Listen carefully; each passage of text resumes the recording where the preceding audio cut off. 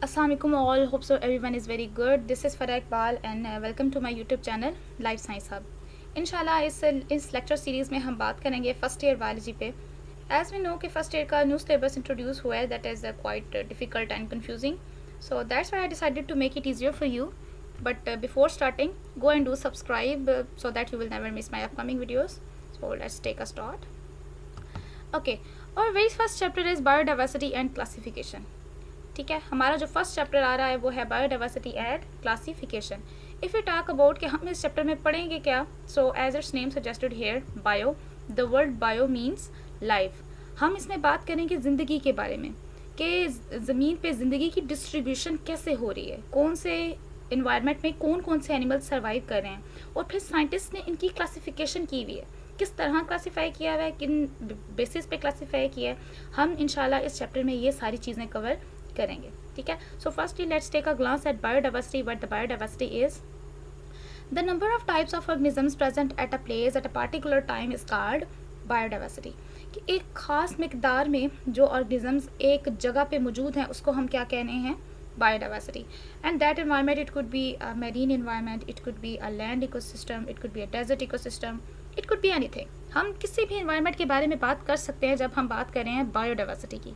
ठीक है, like for example if you talk about the marine environment, तो हम सारे के सारे समुद्री जानवरों के बारे में स्टडी कर रहे होंगे. ठीक है, लेकिन बेसिकली बायोडाइवर्सिटी मीन्स के जितने भी हशरात ज़मीन पे मौजूद हैं इन सब को हम क्या कह रहे हैं, बायोडाइवर्सिटी. ठीक है, and now we have enormous number of biodiversity on the earth. It's about 8.7 million species of organisms present on the earth right now, जो कि अभी तक हम डिस्कवर कर चुके हैं. ठीक है, अभी हम सिर्फ उनकी बात करें जिनकी डिस्कवरी हो चुकी है. अब वो जानदार जिनकी हमने डिस्कवरी नहीं की अभी तक, हमें उनके बारे में इल्म नहीं है, बट इन फ्यूचर इंशाल्लाह मे बी हम उस साइड पे भी जाएंगे. ओके, और next sub heading is the phylogeny. Basically आपकी बुक पे ये जो फाइलोजेनी का टॉपिक है ये एक येलो बॉक्स में प्रेजेंट है, but I mentioned it here because ये थोड़ा इंपॉर्टेंट है. So let's see what is it. The evolutionary relationship among the organisms is called phylogeny.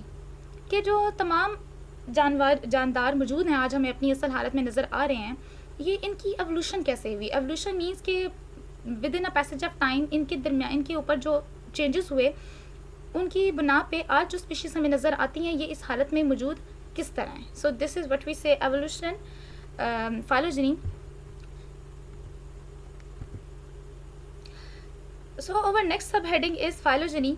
So अगर हम बात करें फाइलोजेनी की, तो फाइलोजेनी क्या है, the evolutionary relationship among the organisms is called phylogeny. कि आज हमें हमारी ज़मीन पे जितने भी ऑर्गेनिजम्स नज़र आ रहे हैं इनकी आपस में एवोल्यूशनरी रिलेशनशिप क्या है, ये किस तरह से इवॉल्व हो रहे हैं. एवोल्यूशन का मतलब होता है कि with in a passage of time animals के ऊपर जो चेंजेस पैदा होते हैं, उनकी जो बॉडी के अपीयरेंस में चेंजेस पैदा होते हैं, इसको हम कहते हैं एवोल्यूशन. ठीक है, एक जानवर से दूसरा जानवर इवॉल्व हो जाता है, उसके within a passage of time दूसरे जानवर से तीसरा जानवर इवॉल्व हो जाता है, but it will take a millions of years. ठीक है, अगर अच्छा यहाँ पे इसको अगर हम देखें तो ये देखें फाइलोजेनेटिक ट्री. अब यहाँ पे आपको नज़र आ रहा होगा कि ऊपर ये 3 डोमेन्स हैं basically, bacteria, archaea and Eukarya. लेकिन ये इवॉल्व किससे हो रही हैं, एक ही कॉमन एंसेस्टर से इनकी एवोल्यूशन हो रही है. पहले एक ही ऑर्गेनिज्म था, but with in a passage of time जिस तरह वक्त गुजरा, एवोल्यूशन का प्रोसेस हुआ, ऑर्गेनिजम्स के अंदर चेंजेस हुए, तो 3 different you can C different domains बन गई हैं. ठीक है, हम इसके बारे में इंशाल्लाह आगे बात करेंगे. Okay, our next sub heading is classification. Classification क्या है, the arrangement of organisms into a systematic groups and sub groups is called classification. जैसे कि हमने देखा कि हमारी ज़मीन पे enormous number of population of species present है अभी. ठीक है, तो उनको इस तरह से अरेंज किया गया. साइंटिस्ट ने क्या किया कि उनको उनके कैरेक्टरिस्टिक फीचर्स और उनके कैरेक्टरिस्टिक्स की बेस पे डिफरेंट ग्रुप्स और सब ग्रुप में डिवाइड कर दिया है ताकि उनको उनकी रिकॉग्निशन में कोई मसला ना हो. अगर उनको क्लासीफाई ना किया जाए तो उनकी तो पहचान मुश्किल हो जाएगी. सो दैट्स वाई साइंटिस्ट ने उनकी क्लासिफिकेशन की हुई है depending upon their body features. So this basically ये सारा अभी आपकी बुक का इंट्रो था. इंट्रो में हमने 3 डेफिनेशंस पढ़ी हैं, biodiversity, phylogeny and classification. Main topic is starting from here, 3 domain system of classification. तो बिफोर स्टार्टिंग दिस टॉपिक मैं आपको बताना चाहूँगी कि इसके पीछे इसकी हिस्ट्री क्या है. ऑफ कोर्स कोई भी काम जब शुरू होता है तो फर्स्ट स्टेप तो कोई लेता ही है. तो इस क्लासिफिकेशन सिस्टम की बुनियाद रखी कार्ल लिनियस ने, ठीक है, ही वॉज अ साइंटिस्ट। उन्होंने क्या किया था कि ज़मीन पे जितने भी जानवर मौजूद हैं उन्होंने उसको क्लासीफाई कर दिया था 2 ग्रुप्स में। बिकॉज उस टाइम पे इतनी ज़्यादा रिसर्चेज नहीं थी, तो उन्होंने 2 किंगडम बनाए थे, प्लांटी और एनिमिलिया। और सारे के सारे एनिमल्स, जानदार जितने भी हमारे ज़मीन पे हमें अशरात नज़र आ रहे हैं, उन्होंने ये कहा कि या तो फिर वो किंगडम एनिमिलिया से बिलोंग कर रहे हैं या तो फिर वो किंगडम प्लांटी से बिलोंग कर रहे हैं। But again within a passage of time, जिस तरह वक्त गुजरा, तो नेक्स्ट एक साइंटिस्ट थे अर्नस्ट हैकल। उन्होंने कहा था कि हम तमाम जानदारों को 2 ग्रुप्स में नहीं रख सकते, बल्कि उन्होंने 3 पॉसिबल ग्रुप्स बनाए। That was plantae, animalia and protista. ठीक है, protista is for unicellular organisms. But again within the passage of time, जिस तरह वक्त गुजरा, तो 1969 में एक अमेरिकन इकोलॉजिस्ट थे रॉबर्ट विटेकर। इन्होंने क्या कहा था कि then he was the first scientist to propose the 5 kingdom classification system.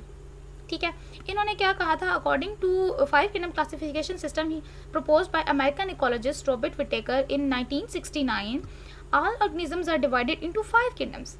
अच्छा, यहाँ पे आपने डेट जो है इसकी याद रखनी है, ठीक है, और याद रखना है कि ये अमेरिकन इकोलॉजिस्ट थे। ठीक है, इन्होंने 5 किंगडम क्लासिफिकेशन सिस्टम दिया था, बाकी सारी थेरीज को उन्होंने रिजेक्ट कर दिया और उन्होंने अपना 5 किंगडम क्लासिफिकेशन सिस्टम दिया, जो कि क्या कहता है कि इन्होंने कौन कौन से ग्रुप बनाए, मोनरा, protista, fungi, Plantae and Animalia. ठीक है, इन्होंने ये पॉसिबल ग्रुप्स बनाए कि तमाम की तमाम स्पीशीज़ इन 5 किंगडम्स में से किसी के साथ बिलोंग कर रही होंगी। अच्छा, according to this system the kingdom monera include prokaryotes. अच्छा, इनके सिस्टम के अकॉर्डिंग जो किंगडम मोनेरा है, इसके अंदर सारे के सारे प्रोकैरियोट्स हैं। Prokaryotes means those cells that don't have a true nucleus. Prokaryotes में ऐसे ऑर्गेनिजम्स आते हैं जिनके सेल्स के अंदर मेम्ब्रेन बॉन्डेड ऑर्गेनेलिज और ट्रू न्यूक्लियस प्रेजेंट नहीं होता। ठीक है, here we are talking about kingdom monera, इसके अंदर सारे के सारे प्रोकैरियोट्स होंगे।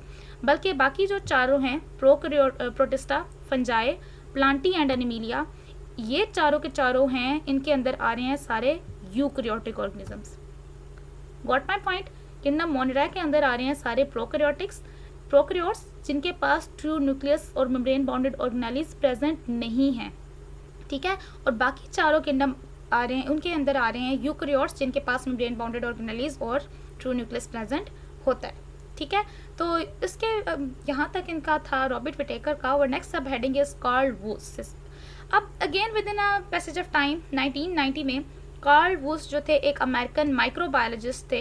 इन्होंने क्या कहा कि ये जो आपका किंगडम है, किंगडम मोनेरा, इसको हम मज़ीद आगे 2 टाइप्स इसकी हो सकती हैं, इसकी हम आगे मज़ीद 2 ग्रुप्स बना सकते हैं। वो ग्रुप कौन कौन से हैं जी? Archaea and bacteria. ठीक है, हम आगे जाके इनकी डिटेल स्टडी करेंगे कि इन्होंने किन कैरेक्टरिस्टिक्स और किन फीचर्स की बेसिस पे इन दोनों को अलग अलग ग्रुप्स में डिवाइड कर दिया। अब जब इन्होंने मोनेरा को डिवाइड कर दिया 2 मज़ीद ग्रुप्स में, तो अब यहाँ पे हमारे पास ये 3 डोमेन सिस्टम बेसिकली तब यहाँ पे बनता है। If you see this phylogenetic tree, तो यू कैन सी कि यहाँ पे आपको 3 डोमेन्स नज़र आ रही हैं, बैक्टीरिया, आर्किया एंड यूकैरिया। अब ये जो बैक्टीरिया और आर्किया है, ये बेसिकली इवॉल्व हो रही हैं किंगडम मोनेरा से। ठीक है, और ये जो यूकैरिया, इनके अंदर आ रहे हैं बाकी चारों के चारों किंगडम्स। ठीक हो गया। सो यहाँ पे फिर इन्होंने 3 डोमेन सिस्टम प्रपोज किया। तो इनका 3 डोमेन सिस्टम क्या कहता है? On the basis of this basis ही classified the living organisms into 3 domain system, जिनकी हमने ऑलरेडी बात की है, domain archaea, bacteria and eukarya. According to this 3 domain system, domain archaea and domain bacteria contain prokaryotes. As I told you before कि domain archaea और domain bacteria के अंदर prokaryotes हैं जो कि एक दूसरे से मुख्तलिफ हैं। ठीक है, आगे जाके हम देखेंगे कि इनकी ये किस तरह डिफरेंट है, इनके अंदर कौन कौन से ऐसे फीचर्स हैं जिनकी बेसिस पे कार्ल वुस ने इनको 2 डोमेन्स बना दिया। ठीक है, अब हम बात कर लेते हैं कि ये जो आर्किया, बैक्टीरिया और यूकैरिया हमें आज हमें अपनी असल हालत में नज़र आते हैं, तो इनकी ओरिजिनेशन कैसे हुई, ये अपनी इस हालत में किस तरह आए। तो आजकल के बायोलॉजिस्ट बिलीव करते हैं कि archaea and bacteria evolve independently from the common ancestors, कि जो आर्किया और बैक्टीरिया की इवोल्यूशन हुई है, इनके अबाव अजदाद एक ही थे। Now if again we look at this phylogenetic tree, so you can see कि जो बैक्टीरिया और यूकैरिया, इन दोनों की एवोल्यूशन हो रही है कॉमन एंसेस्टर्स से। मीन्स कि पहले एक ही ऑर्गेनिजम्स था, with in a passage of time उसके अंदर चेंजेस पैदा हुए और 2 अलग अलग जो हैं ऑर्गेनिजम्स बन गए, एक बैक्टीरिया, दूसरा यूकैरिया। ठीक हो गया। अगर हम नेक्स्ट पॉइंट को देखें, the archaea are more closely to eukarya than bacteria. अगर हम इनके मॉलिक्यूलर एविडेंसेस की बात करें तो हमें पता चलता है कि आर्किया जो हैं वो ज़्यादा करीब है यूकेरिया के देन बैक्टीरिया। ठीक है, in the other words, the eukarya evolved from archaea after archaea is split from the bacteria. So let's take a glance over the phylogenetic tree again. Okay, so अगर हम इनके molecular evidences की बात करें तो scientist ये believe करते हैं कि ये जो यूकेरिया और आर्किया है, इन दोनों की ये दोनों आपस में डोमेन्स ज़्यादा मिल रही हैं, इनके कैरेक्टरिस्टिक फीचर्स एक दूसरे से ज़्यादा मिलते हैं एज़ कम्पेयर टू बैक्टीरिया। अगर आप इस पिक्चर को भी गौर से देखें तो देखें इन दोनों का कलर सेम है और इन दोनों की ब्रांच भी एक ही है जहाँ से ये इवॉल्व हो रहे हैं, लेकिन ये देखें इसकी बिल्कुल साइड पे हो गई है, it's out of line totally, और इसका कलर भी जो है वो चेंज है। तो यहाँ से भी आप समझ सकते हैं कि डोमेन आर्किया और डोमेन यूकेरिया, इन दोनों के कैरेक्टरिस्टिक फीचर्स सेम है, ठीक है, लेकिन जो बैक्टीरिया है it's totally different from both of them. Okay, अच्छा यहाँ पे नेक्स्ट लाइन में आपको ये बताया गया था नेक्स्ट पॉइंट में कि फर्स्टली कॉमन एंसेस्टर्स से एवोल्यूशन हुई बैक्टीरिया की। ठीक है, एक दफ़ा बैक्टीरिया इवॉल्व हो गए तो with in a passage of time bacteria से एवोल्यूशन हो रही है आर्किया की, देन आर्किया से इवॉल्व हो रहे हैं यूकेरिया। ठीक है, आपको इस ब्रांच में भी यही शो हो रहा है कि फर्स्ट कॉमन एंसेस्टर से बैक्टीरिया बन गए, देन बैक्टीरिया से archaea, and then from archaea to eukarya. यही चीज़ आपकी इस लास्ट वाले पॉइंट में डिस्कस की गई है कि archaea evolve from Eukarya evolve from archaea after the archaea split from bacteria, कि सबसे पहले बैक्टीरिया से स्प्लिट हुए आर्किया, देन आर्किया से बन गए Eukarya. So this was all about your today's topic. Basically आज हमने बात की, इंट्रोडक्शन की कि बायोडाइवर्सिटी और क्लासिफिकेशन है क्या, हमने इन दोनों की डेफिनेशंस देखी और हमने फाइलोजेनी पे बात की और फाइलोजेनेटिक ट्री देखा जिसमें हमने 3 डोमेन सिस्टम को डिस्कस किया। देन हमने देखा कि कौन कौन से साइंटिस्ट आए और उन्होंने कब कब अपने अपने किंगडम्स जो हैं वो पेश किए। देन फिर हमने देखा कि रॉबर्ट विटेकर जो थे, इन्होंने 5 किंगडम क्लासिफिकेशन सिस्टम प्रपोज किया जो कि आज भी हमें नज़र आ रहा होता है। देन हमने देखा कि मोनेरा को हम मज़ीद 2 डोमेन्स में डिवाइड कर सकते हैं, 2 ग्रुप्स में डिवाइड कर सकते हैं, that are archaea and bacteria. फिर हमने इनकी एवोल्यूशन की बात की कि कौन सा डोमेन किससे इवॉल्व हो रहा है, पहले ऑर्गेनिज्म कौन सा था, देन किस ऑर्गेनिज्म से कौन सी डोमेन बनी। ठीक है, so this was all about today's topic. अगर आपको वीडियो पसंद आई है तो लाइक करें, हमारे चैनल को सब्सक्राइब करें, अपना बहुत सारा ख्याल रखिएगा। See you in the next video.